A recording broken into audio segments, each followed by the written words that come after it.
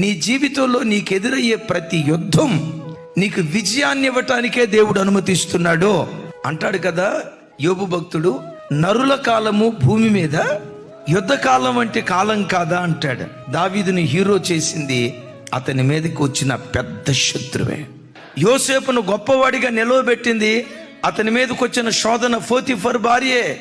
నేనంట నీ సాక్ష్యం ఎప్పుడు గొప్పగా ఉంటుందో తెలుసా? నీకు ఎదురయ్యే సమస్య కూడా గొప్పగా ఉంటే ఆ గొప్ప శ్రమ నీకు గొప్ప సాక్ష్యాన్ని ఇవ్వటం ప్రారంభిస్తుంది. ఏ రోగమనే శత్రువు నీ ఏలుబడి చేస్తుందో, ఏ అసమాధానమనే శత్రువు ఏలుబడి చేస్తుందో, ఏ ఆర్థిక ఇబ్బంది అనే శత్రువు నీ ఏలుబడి చేస్తుందో, ఏ సాతాను పదే పదే నిన్ను తరుముతున్నాడో విశ్వసించు. నిన్ను తరమాలని ప్రయత్నం చేస్తూ నీ మీద యుద్ధానికి వచ్చిన శత్రువులను ఒకానొక రోజు నీ పాదముల కింద నా దేవుడు అణుచును గాక.